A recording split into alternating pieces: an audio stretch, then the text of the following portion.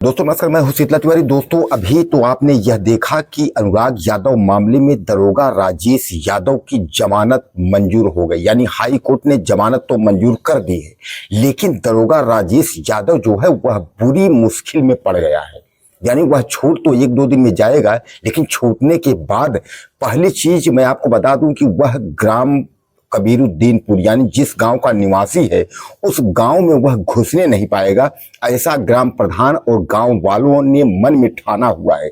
ग्राम प्रधान और गांव वाले यह कह रहे हैं कि यह दरोगा राजेश यादव किसी भी कीमत पर यह गांव में घुसने नहीं पाएगा, क्योंकि पूरा गांव क्षेत्र, जैसा मैं आपको बताया कि देश विदेश प्रदेशों में जो भी कोने कोने में बैठे हुए व्यक्ति हैं सब अनुराग यादव का सपोर्ट कर रहे हैं और सब यही कह रहे हैं कि इस हत्यारे परिवार को गांव में घुसने नहीं दिया जाएगा।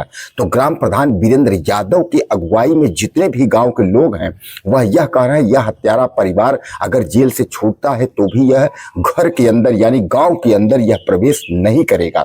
हालांकि जहां एक और उसे हाई कोर्ट ने बेल दे दिया, हाई कोर्ट ने यह कहा कि राजेश यादव यानी दरोगा उस वक्त मौके पर नहीं था, वह अपने ड्यूटी में था जब अनुराग यादव का मर्डर हुआ था।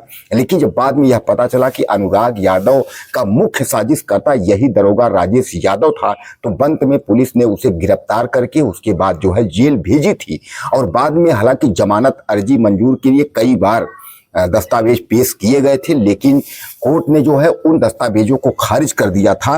अब यह कहा जा रहा है कि दरोगा राजेश यादव अगर छूट गया है तो और लोग भी जो है जल्द ही जेल से बाहर निकलेंगे, ऐसा जो है लोग यह बता रहे हैं। लेकिन कुल मिलाकर के जो है दरोगा राजेश यादव जो है वह गांव में एंट्री नहीं कर पाएगा।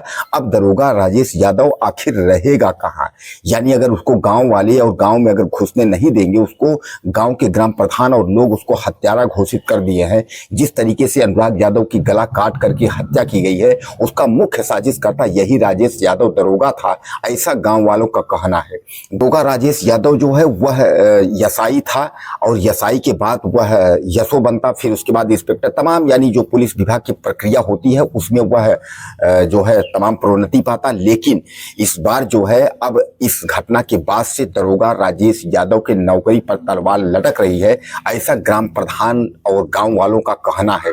अब ग्राम प्रधान ने यह भी बताया है कि इस दरोगा राजेश ने जो है इसके पास जो है कई मार्कशीट फर्जी हैं, जिनमें जन्म तिथि कुछ और है और उनमें जन्म तिथि कुछ और है। यानी कुल मिलाकर के यह कहा जा रहा है कि जो यसाई की नौकरी इसने दरोगा की नौकरी प्राप्त की है उसमें इसने फर्जी सर्टिफिकेट लगा करके नौकरी प्राप्त की है। यह सबसे बड़ा खुलासा है। यानी राजेश यादव जो है जेल से तो छूट गया, लेकिन कहीं ना कहीं अब उसके नौकरी पर भी सवाल खड़ा हो गया। और अगर जांच की जाती है और अगर दरोगा राजेश यादव का अगर ऐसा कोई मामला निकलता है कि वह फर्जी दस्तावेज लगा करके उसके बाद उसने नौकरी हथियाई है, तो कुल मिलाकर के आप समझ लीजिए कि वह नौकरी से ही नहीं 420 के मुकदमे में फिर एक बार जो है जेल जा सकता है। इसमें दो राय नहीं है, क्योंकि वहां के लोग यह कह रहे हैं कि तमाम जो है इसके पास फर्जी डिग्रियां हैं और यानी फर्जी अंकसूची और तमाम जो है डॉक्यूमेंट्स जो है वह फर्जी है। तो जहां एक और जेल से छूटने के बाद गांव में घुसने की एंट्री नहीं है, वहीं दूसरी ओर इसके दस्तावेज भी यानी जो नौकरी कर जिस दस्तावेज के आधार पर इसने नौकरी प्राप्त की है वह भी फर्जी है। अब कुल मिलाकर के आप यह समझ लीजिए कि दरोगा राजेश यादव बुरी तरीके से जो है फंस चुका है। दोस्तों अनुराग यादव मामले में आपने देखा था कि लालमोहन लालता यादव और रमेश यादव राजेश यादव समेत जो है 6 से 7 लोग जो है जेल में गए थे, जिनमें जमानत मंजूर के लिए प्रक्रिया की गई थी। लेकिन राजेश यादव को जो है हाई कोर्ट ने यह बताते हुए कि वह उस समय मौके पर नहीं था, यह कहते हुए हाई कोर्ट ने जो है बेल तो दे दी, लेकिन मामला जो है पेचीदा फंसता चला जा रहा है। बुलडोजर की कार्रवाई आपने देखा था कि यह लगा था कि बुलडोजर चलेगा, लेकिन बुलडोजर की कार्यवाही नहीं हुई। 3 महीने से ज्यादा हो गए तहसीलदार हिला हवाली करते हुए और 90 दिन से ज्यादा दिन जो है टहला दिए, बुलडोजर की प्रक्रिया कुछ भी नहीं हुई।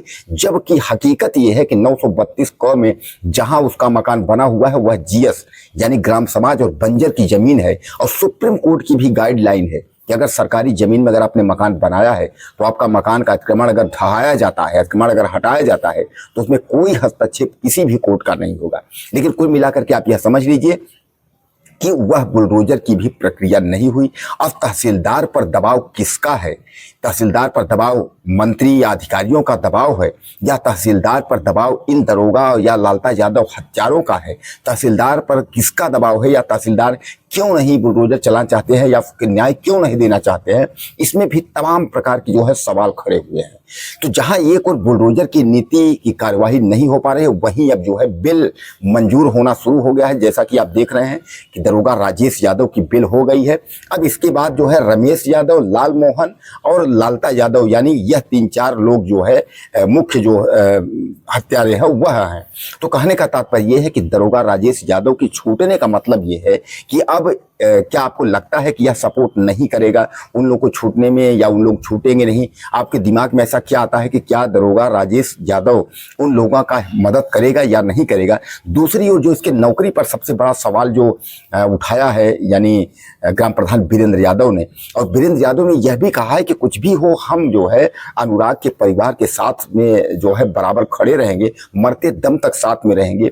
कुछ भी हो जाए तो एक तरफ अनुराग यादव के पक्ष में, यानी पीड़ित पक्ष में जो है वीरेंद्र यादव यह कह रहे हैं कि न तो गांव में घुसने पाएगा, और दूसरी बात इसके डॉक्यूमेंट्स यानी मार्कशीट की जांच करवाएंगे कि फर्जी मार्कशीट लगा करके किस तरीके से इसने दरोगा की नौकरी हथियाई है। अगर ऐसा होता है तो आप समझ लीजिए योगी आदित्यनाथ की सरकार है, और दरोगा को 420 के मामले में जेल भी जाना पड़ेगा, और जो इसने कमाई की है दरोगा पोस्ट में रह करके, तो उसमें भी इसका अगर अपराध सिद्ध होता है तो इसके ऊपर जो है गंभीर कार्रवाई होगी। दोस्तों, क्या लगता है आपको जो है राजेश यादव के बारे में और अनुराग की फैमिली के बारे में? अपनी राय आप मुझे ज़्यादा से ज़्यादा दीजिए।